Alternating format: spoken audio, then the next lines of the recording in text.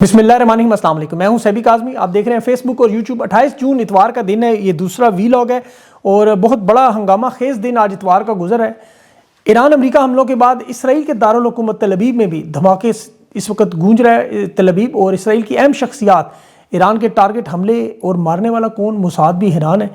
तफसीलात मैं आपको बताता हूँ। सऊदी अरब में भी आज आरामको में पहले दिन ही रिफाइनरी खुलने में हेलीकॉप्टर तबाह और 14 लोग जाँ बहक।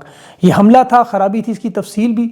और इराक के हवाले से जो पूरे मामले पर अब बड़ी अहम मालूमात हैं, ये जो गिरफ्तारियों का मामला, अमरीकी ऑपरेशन, जर्नलों की बगावत और फिर ईरानी वज़ीर ख़ारजा की दबंग एंट्री, ईरानी सुप्रीम लीडर मुज्तबा खमनाई का पैगाम भी, और अमरीका ने ईरान पासदारान इनकलाब की प्रॉक्सीज़ के खिलाफ बड़े ऑपरेशन की तैयारियों में ओमान, इराक समेत 3 इस्लामी ममालिक को मिला के अमरीका इसराइल का मुश्तरका कार्रवाइयों का खतरा। ईरान अमेरिका की जंग दूर दूर तक फैलने लगी है। कतर और सऊदी अरब की आज बड़े पैमाने पर इसराइली दिफाई कंपनियों से जंगी साजो सामान खरीदने के इंकशाफात। और यूक्रेन के अहम दिन पर रूस की ऑयल रिफाइनरी पर मजीद हमले। रूस ने तेल की पैदावार रोक दी और ख़ुद तेल खरीदने लगे। अब यूरोप पर हमले का खतरा। इसके अलावा जो इमरान खान के केसेस के हवाले से वो मैं आगे चल के बताता हूँ। ट्रंप के केसेस जो हैं वो मुआवजे की सबसे बड़ी खबर, और इमरान खान के केसेस की भी समाअत कल 2 केसेस अचानक लगे हैं। और मुलाकात के हवाले से नून लीग के बड़े रहनुमा का दावा कि कल मुलाकात सुहेल अफरीदी की होगी या अलीमा खान की, या मुलाकात नहीं होगी, ये अभी देखना है। और बुशा बीबी की बहन का भी आज सरकारी टीवी यानी समा न्यूज़ पर इंटरव्यू चलाया गया है, और मजालिम की दास्तान, और पंजाब असम्बली में खुलकर यजीद का जिक्र कैसे शुरू हो गया। फिर इसके साथ कश्मीरियों की जो इस वक्त सर झुकाने से इनकार में, बैत से इनकार में आज 20वां दिन मुकम्मल शटडाउन हड़ताल। तफसील से इन खबरों की बात करते हैं। सबसे पहले तो ईरान अमेरिका की जंग के आज 121 दिन हो चुके हैं, और इतवार का दिन जो छुट्टी का, लेकिन पासदारान इनकलाब ने छुट्टी नहीं ली। अमेरिका और इस पासदारान इनकलाब के दरमियान जो जंग चल रही है, मुफाहमती यादाश्त तकरीबन गैर अहम हो चुकी है। अमेरिका की 8 फौजी तनसीबात तबाह करने का ईरान का दावा, जबकि अमेरिका ने ईरान के 10 फौजी अहदाफ नुकसान पहुँचाने का दावा किया। बहरीन के शहर अलमहरक में वहाँ रिहायशी इमारत पर ताज़ा तरीन हमले हुए। और इसके अलावा जो मज़ीद मार्के हुए हैं अबनाए हरमज़ में, ख़ास तौर पर अमेरिका अबनाए हरमज़ का कंट्रोल चाहता है, लेकिन वहाँ इस वक्त मुकम्मल तकसीम है। ईरान की ज़ेरे निगरानी जो रास्ते हैं, वहाँ ऑयल टैंकर जो ईरान को फ़ीस देकर निकल रहे हैं, जबकि ओमान की तरफ से जो रास्ता है वो एंट्री पॉइंट बनाकर वहाँ रोकने की कोशिश है। ईरान इसे कानूनी हैसियत देना चाहता है अबनाए हरमज़ को, और अमरीका खुलवाना चाहता है। मिस्र, तुर्की और शाम, इन तीनों को मिला के पासदारान इनकलाब के जो प्रॉक्सी कंट्रोल है उसे ख़त्म करने के लिए एक बड़ा अहम मामला शुरू हो चुका है। और ये इसराइल लेबनान का देखें, अमेरिका की सालसी में जब दस्तखत हुए तो ईरान की तरफ से सिंगापुर के उस जहाज़ पर ड्रोन हमला हुआ, फिर कुवैत बहरीन पर हमले हुए, और अब सऊदी अरब के साथ जुड़ा बड़ा ख़तरनाक खबर, जो यमन के हौसियों ने पहले ख़बरदार किया, जा रहे मुल्क कहा सऊदी अरब को, फिर आरामको के हेलीकॉप्टर में जो अचानक रासुल नोरा पर तबाह हुआ, 14 लोग उसमें जहाँ बहक हुए। ये बहुत बड़ी खबर। इसकी अभी तक कन्फर्मेशन नहीं कि हौसियों का हमला था, ख़राबी थी, ईरान की तरफ से था, लेकिन 4 महीनों के बाद ये आरामको सऊदी अरब की सबसे बड़ी तेल की रिफाइनरी है। और सऊदी अरब को दुनिया में सबसे बड़ा तेल का एक्सपोर्टर है। उनकी सबसे बड़ी तेल की तनसीबात थी जो खोलने के फ़ौरन बाद दोबारा बंद कर दी गई। इतना बड़ा हमला था। और दूसरी तरफ फिर अचानक तल अबीब इसराइल में भी ईरान ने कहा कि हमने अपने साइंसदानों, अपनी लीडरशिप का बदला लिया है। शहर के वस्त में 2 ख़तरनाक गाड़ियों में बम धमाके, 5 लोग मारे गए, 2 उसमें इंडियन निजात, और 3 इसराइल की अहम शख्सियात है जो ईरानी अखबारात दावा कर रहे हैं कि हमने अपने साइंसदानों का और लीडरशिप का बदला लिया है। और उसमें जो लोग हैं उनके नाम अभी तक नहीं आए। मोसाद परेशान है, कैसे हुआ, किस तरह हुआ, किसने किया, लेकिन ये इसराइल ने कन्फर्मेशन दी है। ये हमला इसलिए हुआ है कि ईरान ने कहा कि कतर और सऊदी अरब दोनों इसराइल से दिफाई निज़ाम खरीद रहे हैं। वो मैं आगे चल के बताता हूँ। लेकिन तुर्की, शाम, मिस्र और लेबनान, इस लेबनान के अंदर तुर्की, शाम, मिस्र को मिला के जो मनसूबा बन रहा है प्रॉक्सी नेटवर्क का, और ये आप जानते हैं कि ईरान इन तमाम ममालिक पर कंट्रोल इन प्रॉक्सीज़ के जरिए रखता है, ख़ासतौर पर अबनाए हरमज़ के हवाले से। ये प्रॉक्सी कंट्रोल उस मामले के साथ इतना जुड़ा हुआ है कि अमरीकी वज़ीर ख़ारजा ने तमाम अरब ममालिक से इस सिलसिले में मुलाकातें की कि हमें इस नेटवर्क को ख़त्म करने के लिए इत्तेहाद बनाना है। और इसमें सबसे बड़ा और अहम किरदार जो है वो इराक से अदा करवाने की कोशिश है, जहाँ ईरान का बरसा बरस से इंतहाई मजबूत असर रसूख है। और ये मिडल ईस्ट में एक नई हिकमत अमली अमरीका बना रहा है कि ईरान की जो प्रॉक्सी वार के हवाले से भी, जहाँ इराक में सारा जोर लगाया जाए, जहाँ लेबनान में इस वक्त शाम के ज़रिए, और दूसरी तरफ इराक में ईरान को कंट्रोल करने के लिए। अभी उसमें ईरानी जो वज़ीर ख़ारजा है उनका बड़ा अहम दौरा था इराक में। अभी आपको पता है मई में नया वज़ीर आज़म अली अल-ज़ैदी बना है, जहाँ ईरानी वज़ीर ख़ारजा की आज से मुलाकात थी, बड़ा भारी भरकम इस्तकबाल था।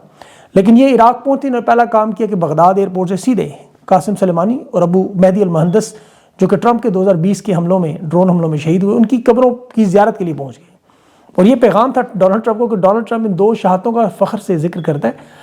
اب یہ دیکھیں کہ کیوں اتنا اہم ہے کہ امریکہ مڈل ایسٹ میں جو حکمت عملی فوجی مداخلت سے نہیں کر سکا، وہ اسے بدل کر 2003 سے جو سبق سیکھا ہے وہ، اور ایران جنگ سے بھی سیکھا ہے، وہ اب اسے استحکام کے نام پر، ریاستی خود مختاری یا معاشی اصلاحات کے نام پر واردات کی کوشش۔ یہ پاکستان میں بالکل ایسے ہی ہوا، یہ آپ جانتے ہیں۔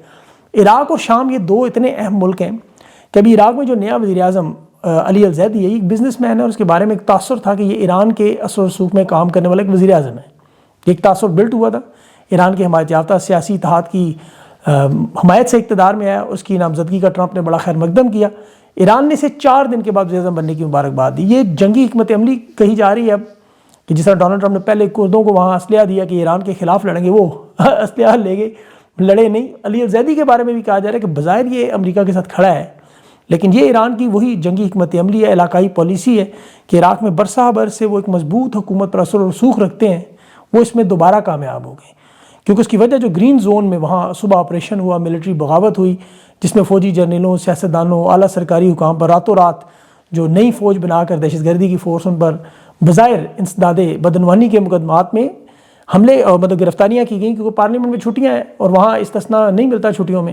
اور یہ صدام حسین کی حکومت کے خاتمے کے پہلی دفعہ عراق میں اتنی بڑی کارروائی ہوئی، جس میں جرنیل لیول کے لوگ، بڑے بڑے سیاستدان جو ٹرمپ سمیت امریکی مفادات کا تحفظ بھی کر رہے تھے، ان پر کریک ڈاؤن ہوا ہے، اور وہاں کہا جا رہا ہے کہ ملینز آف ڈالرز اور جائیدادیں اور سونا ان سے چھین کے 47 لوگوں کو اٹھایا گیا۔ اور اس کے بالکل عین اس بعد ایران کے وزیر خارجہ کا دورہ ہوا، سپریم لیڈر کا پیغام پہنچایا گیا جو اب پبلک میں بھی آ گیا کہ امریکہ اسرائیل بے گناہ معصوم شہریوں کو، بچوں کو، نومولود بچوں کو اور بزرگوں کو شہید کرتے رہے، انہیں ہر صورت میں انصاف کے کٹہرے میں لانا ہے۔ ایرانی وزیر خارجہ نے اس خطے میں سے تمام عرب ممالک سے آج درخواست کر دی کہ آپ اسرائیلی دفاعی کمپنیوں سے جنگی ساز و سامان نہ خریدیں، کیونکہ ابھی قطر اور سعودی عرب سے بڑے پیمانے پر اسرائیل کی دفاعی کمپنیوں سے ساز و سامان خریدنے کے ثبوت آ چکے ہیں۔ اسرائیل کے اپنے اخبارات، اپنے میڈیا نے یہ دعویٰ کیا، نام بتائے ان کمپنیوں کے کہ سعودی عرب نے اسرائیل سے میزائل ڈیفنس سسٹم، جہازوں کے پارٹس، قطر نے کندھے پر رکھ کر وہ میزائل مارنے والے البیت سسٹم، یہ خریداری کی ہے، F-15 جہازوں کے پارٹس خریدے ہیں جو کہ اسرائیل کی بڑی کمپنیوں سے ہوئے ہیں۔ تو یہ معاہدہ انہوں نے کیا ہے۔ اب ایران کے وزیر خارجہ نے یہی کہا کہ اگر وہ ہماری بمباری سے بچنا ہے تو امریکہ کو یہاں سے نکالے، خطے کی سیکیورٹی کے لیے ہمیں خود ایک معاہدہ کرنا ہوگا تاکہ ہم اس خطے کے لوگوں کو انصاف دیں۔ اس خطے کے لوگوں کو، یہ کس انصاف کی بات کر رہے ہیں؟ دیکھیں غزہ میں جو رپورٹ آئی کہ 2023 سے یہ جنگ شروع ہوئی ہے، وہاں وزارت صحت کے مطابق اسرائیل نے اب تک 73,000 فلسطینی شہید کیے ہیں۔ 2025 میں امریکہ نے ثالثی کروائی، جنگ بندی کروائی، اس کے بعد اب تک 1100 فلسطینی شہید ہو چکے ہیں۔ جنگ بندی کے بعد 1000 سے زیادہ لوگوں کی شہادتیں، یہ سیز فائر کی توہین ہے۔ ان شہادتوں کے باوجود فلسطینی مزاحمت سے باز نہیں آ رہے، بلکہ لبنان میں بھی 4000 سے زیادہ لوگ شہید ہوئے ہیں، اور وہاں بھی لوگ اپنی سرزمین کے تحفظ کے لیے لڑ رہے ہیں۔ اب دیکھیں اسرائیل کو، جنہیں اسرائیل اس بات کو دہشت گردی قرار دیتا ہے اور دنیا کے وہ اپنے اسے آزادی کی جنگ قرار دے۔ لبنان میں ایک ویڈیو ابھی بڑی وائرل ہوئی ہے جس میں ایک وہاں جنازہ آیا، اس کا تابوت آیا، وہاں اس تابوت کی والدہ اپنے اکلوتے بیٹے کے تابوت کو مسکراتے ہوئے وصول کر رہی تھیں، اور ساتھ اپنے اکلوتے پوتے کو کہہ رہی تھی کہ تم نے بھی اپنے باپ کے نقشے قدم پر چلنا۔ تو یہ اس طرح کے حالات میں یہ کس طرح لڑیں گے، کس سے لڑیں گے، دیکھ لیں۔ اب ڈونلڈ ٹرمپ کے لیے بھی ایک بہت بڑا مسئلہ شروع ہے جنگ کے بعد، جو مواخذے کا معاملہ مڈ ٹرم کے بعد ہونا تھا، اب اس کے کیسز امریکی عدالتوں میں جا رہے ہیں، کیونکہ اس نے 1973 کا قانون توڑا ہے اور امریکہ میں قانون کی حکمرانی ہے۔ یہ جو ایران پر تازہ ترین حملے ہوئے، وہاں امریکہ میں شدید سیاسی اور قانونی تنازع کھڑا ہو گیا ہے۔ ڈیموکریٹ پارٹی کے کانگریس رکن ہے رو کھنہ، اس نے کانگریس میں جو منظور کردہ ٹرمپ کی جنگی طاقت کے خلاف قرارداد تھی، اس کی خلاف ورزی پر، کیونکہ ایران پر حملہ کیا گیا، یہ قرارداد کانگریس نے منظور کی ہے کہ ٹرمپ کے خلاف جو فوجی کارروائی وہ روکے یا مزید حملوں سے پہلے کانگریس سے منظوری لے۔ 1973 کا یہ قانون ہے امریکی صدر کے خلاف کہ وہ کانگریس کو بتانا پڑتا ہے، اجازت لینی پڑتی ہے، 60 دن سے زیادہ فوجی کارروائی نہیں کر سکتا۔ امریکی سینٹ نے بھی اسے 50 کے مقابلے میں 48 ووٹوں سے منظور کیا ہے، اور مزے کی بات ہے وہاں ٹرمپ کی پارٹی کی اکثریت ہے، لیکن اس کے اپنے ریپبلکن سینیٹرز کے خلاف اس قرارداد کے حق میں ووٹ ڈال چکے ہیں۔ اب ٹرمپ نے کانگریس سے $80 ارب کے اضافی بجٹ کا مطالبہ بھی کیا تھا۔ تو یہ سارا معاملہ جا رہا ہے امریکہ کی عدالت میں، اور جا رہا ہے مڈ ٹرم سے پہلے۔ یہ بہت بڑا جھٹکا ہے کیونکہ مڈ ٹرم کے بعد مواخذہ ہونا تھا۔ بہرحال عدالت نے اگر اس کیس کا فیصلہ دے دیا اس کے خلاف، جس طرح ٹیرف پر دیا، تو یہ ٹرمپ کے لیے بڑا خطرناک معاملہ بن جائے گا۔ پہلے بھی ٹیرف پر وہ اسے سیاہ دن قرار دے چکے ہیں۔ ایک اور خبر دیکھیں پاکستان کے حالات کی طرف جاتے ہیں۔ جو یوکرین نے روس پر ابھی جو مزید حملے کیے ہیں، وہاں 2 ریفائنریز پر ہوئے ہیں اور بمباری اور ڈرون حملوں کے بعد اب روس کی 30% تیل کی ترسیلات ختم ہو چکی ہیں۔ روس نے بیرونی دنیا کو تیل بیچنے سے انکار کر دیا ہے، وہ اپنا بلکہ ریفائن تیل باہر سے خریدنے پر مجبور ہو گئے، اور یہ دنیا کا سب سے زیادہ تیل پیدا کرنے والا ملک ہے، یاد رکھیں۔ اب ان کے پاس آپشنز اتنی محدود ہو گئی ہیں کہ یہ یورپ کے ساتھ براہ راست جنگ میں مجبور ہو رہے ہیں۔ تمام ماہرین کا یہ متفقہ تجزیہ ہے کہ اگر توانائی کی یہ بنیادی ڈھانچوں پر یوکرین کے ایسے حملے جاری رہے تو پھر روس یا تو محدود ایٹمی حملے پر یا براہ راست یورپ پر حملے کے لیے مجبور ہوگا۔ تو بہرحال یہ اپڈیٹنگ معاملہ ہے۔ پاکستان کے حالات کی طرف آؤں، پچھلے ویلاگ میں نے آپ کو اس اپلیکیشن کا بتایا ہوگا، یہ اس کا ٹکر بھی چل رہا ہوگا، تو وہ ذرا چیک کیجیے گا۔ ابھی جو پاکستان کے خبریں، جو سب سے پہلے عمران خان کی ملاقاتوں کے حوالے سے، تو کل تو بڑا اہم دن ہے، 29 جون، تو کل عمران خان کی آپ کو پتہ ہے کیسز کی سماعت بھی ہیں۔ ایک عمران خان اور بشرا بی بی کو قید تنہائی میں رکھا ہوا ہے، وہاں آپ کو پتہ ہے سماعت ہے۔ دوسرا القادر ٹرسٹ کیس، وہ بھی 11:30 بجے ہے۔ قید تنہائی کی جو درخواست ہے وہ جسٹس سومرو کی عدالت میں ہے، خادم حسین سومرو کی، اور دوسرا القادر ٹرسٹ وہ سرفراز ڈوگر اور جسٹس محمد آصف سن رہے ہیں کورٹ روم نمبر 1 میں۔ یاد رکھیں جج تو وہی ہیں 26ویں ترمیم کے بعد جو اسلام آباد ہائی کورٹ میں لگائے اسی لیے تھے کہ خان کو انصاف نہ ملے، کیسز نہ لگائے جائیں۔ لیکن ان حالات میں کیسز لگنا بہت بڑی بات ہے، کیونکہ عمران خان کے کیسز پچھلے 8 مہینوں سے نہیں لگائے جا رہے، اور 9 مہینے سے تقریباً ہونے والے عمران خان قید تنہائی میں ہیں۔ اب اس وقت جو پاکستان میں موجود صحافی ذرائع ہیں، اور بڑے اچھے صحافی ذرائع، ان کا دعویٰ ہے کہ نون لیگ کے جو رہنما اختیار ولی، انہوں نے دعویٰ کیا کہ عمران خان سے کل ملاقات متوقع ہے، اس کی تیاریاں بھی ہو رہی ہیں، انہیں یہ پتہ نہیں ہے، بتا نہیں سکتے کہ کس شخصیت سے ملاقات ہوگی۔ دیکھیں اس وقت پاکستان میں خان کی رہائی سے زیادہ ملاقاتوں کا معاملہ زیر بحث آ گیا ہے۔ کس کی ملاقات ہوگی، کب ہوگی، کہاں ہوگی، کون پہلے ملا ہے۔ موجودہ حکومت فیلڈ مارشل نے 4 سال میں یہ کامیابی ضرور حاصل کی ہے کہ عمران خان کو قید تنہائی میں 9 مہینے ہو چکے ہیں۔ ملک کا سابق وزیر اعظم جس پر کوئی کیس نہیں، سب 2 نمبر چھوٹے گئے، سب جانتے ہیں، لیکن یہ وہی کام کیا جا رہا جو کانگو میں پیٹرس لوممبا پر 1961 میں کیا گیا۔ سب سے بڑی معدنیات رکھنے والا ملک ہے، آج تباہی بربادی دیکھیں۔ دہشت گردی میں البتہ پھر بھی پاکستان سے نیچے ہیں، پاکستان میں دہشت گردی ان سے زیادہ ہے، لیکن یہ دنیا کے متاثر ترین ممالک میں ہے۔ آپ دیکھیں کانگو میں بھی اور پاکستان میں بھی، دونوں میں سیاسی عدم استحکام کی جڑیں بیرونی مداخلت سے ہوتی ہیں، وہاں جرنیلوں تک آ کے رکتی ہیں۔ اور جرنیلوں کا تصور کیا ہے؟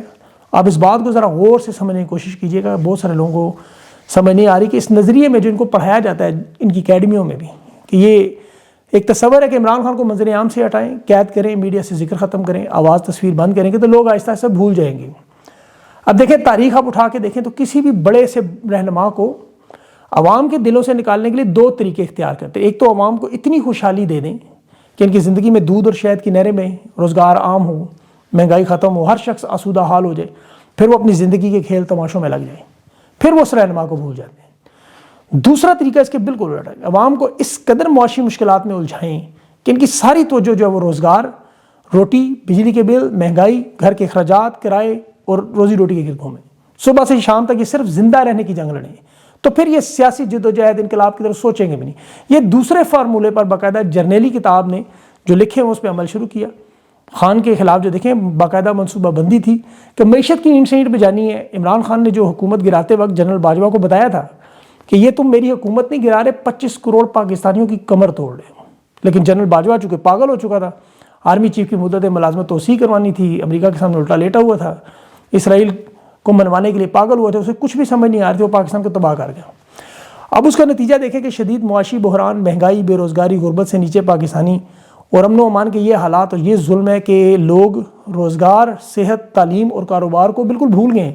بلوچستان، کشمیر کے بھی بلکہ حالات دیکھیں تو وہاں رات کو جو گھر زندہ آ جائے، دہشت گردی سے بچ جائے، CTD سے بچ جائے یا سیکورٹی اداروں سے بچ جائے تو لوگ شکر کے کلمے پڑھتے ہیں۔ کہاں تو ان کی سوچ تھی یہ کہ معاشی مشکلات میں عمران خان کو لوگ بھول جائیں گے، ہمیں اتنا پھنسائیں گے، لیکن وہ پوری نہیں ہو سکی۔ اور عمران خان کو دیکھیں یاد کرنے کے لیے کوئی مہم کی ضرورت نہیں۔ عمران خان کا جو نظریہ ہے سیاست میں، اس کی جو قربانی ہے، یہ کروڑوں لوگوں کے دلوں میں موجود ہے۔ آپ دیکھیں کہ ایران اسرائیل کی جنگ جو سامنے آئی، عالمی توجہ ادھر چلی گئی، اس کی بھی وجہ عمران خان کا نظریہ اور ایران کا نظریہ ایک ہے۔ عمران خان کے دشمن ایران کے دشمن ایک ہیں، عمران خان کی قربانیاں، ایران کی لیڈرشپ قربانیاں، یہ بالکل ایک ہیں۔ تو لوگوں کو یہ ایک جیسی لگنے کی وجہ سے، ایک جیسے دلیر لوگ لگنے کی وجہ سے ایران کے ذکر میں بھی عمران خان نظر آتا ہے. غور سے سنیں، میں نے بہت بڑی بات کی ہے کہ ایران کے ذکر میں عمران خان نظر آتا ہے. اسی لیے اس جنگ کے دوران اس پورے مرحلے میں بھی لوگ عمران خان کے نظریے کو ایران کے نظریے کے ساتھ دیکھتے رہے. قید و بند کی یہ صعوبتیں، قربانیوں کا ذکر، یہ نظریے کا ذکر، اور سب سے بڑھ کر جو عمران خان کو ہٹانے کے بعد ملک کی تباہی و بربادی کی گئی، اسے بار بار دہرانا ہے. کیونکہ عمران خان نہ ہوتا تو یہ نہ ہوتا، عمران خان کے ساتھ یہ نہ ہوتا تو یہ ساری چیزیں آپ کو یاد رکھنی ہے. سوشل میڈیا پہ تھوڑی سی کوتاہی نظر آ رہی ہے، اس میں کوئی دو رائے نہیں ہے. اور میں اسی لیے آپ لوگوں کو یہ بتا رہا ہوں، آپ کو یاد رکھیں کہ کوئی بول رہا ہے، لکھ رہا ہے، اسے سپورٹ کریں. عمران خان کے نظریے کی جو لوگ حمایت کرتے ہیں، یہ نظریہ حسینی کی حمایت ہے، یزیدیت کا انکار ہے. عمران خان کی تصویریں، پرانی تصویریں، اس کے بیانات، اس کی جد و جہد، اسے سراہا کریں. جو بھی اس نظریے پر کھڑا ہو، جو بھی، چاہے وہ کہیں کا بھی ہو. اس کی میں آپ کو مثال دوں کہ اس وقت دیکھیں اتنے مجبور ہیں کہ ابھی یہ جو آرٹیفیشل انٹیلیجنس سے خان کی تصویریں اسٹیبلشمنٹ پھیلاتی ہے، میں نے ان تمام اکاؤنٹس کا پوسٹ مارٹم کیا تو بڑی اکثریت اس میں حوالداروں کی نظر ہے جن کا کام بارڈر پر دہشت گردوں کو روکنا ہے. وہ اس وقت سوشل میڈیا پر بیٹھے ہوئے ہیں. وہ یہ تاثر بلڈ کرنا چاہتے ہیں کہ انہوں نے عمران خان کو بڑی بہترین حالت میں رکھا ہوا ہے اور اس پر کوئی ظلم و جبر نہیں. مطلب 8 مہینے 9 مہینے آپ کسی کو کہہ دیں تنہائی میں رکھیں، جس کے سلام کا کوئی جواب نہ دے، جس کی ایک آنکھ آپ خراب کر دیں، جس کی کتابیں اخبارات چھین لیں، اسے ڈاکٹرز تک نہ رسائی دیں، فیملی تک نہ رسائی دیں، وکلات سے نہ ملنے دیں، بچوں سے بات نہ کرنے دیں، اسے دنیا سے کاٹ دیں. ایک ٹاپ کلاس ایتھلیٹ ایسے قید ہو جیسے جنگل کے شیر کو پنجرے میں بند کر دیں. عمران خان کی تو حالت آپ کو یہ نظر، یہ جو تصویریں دکھاتے ہیں، آپ عمران خان کا نظریہ دیکھیں، اس کی روح دیکھیں، اس کا ایمان دیکھیں، اس کا جذبہ دیکھیں، اس کے اعصاب، قوت ارادی، اور اس کے سینے میں شیر جیسا دل، اور زبان پر یزیدیت کا انکار. یہ بالکل ایسے ہی جیسے پہلے دن سے تھا، اس میں کوئی دو رائے نہیں. لیکن 100 سال بعد بھی اگر عمران خان ایسا آپ کو ملے تو وہ شاید ایسا ہی ہوگا.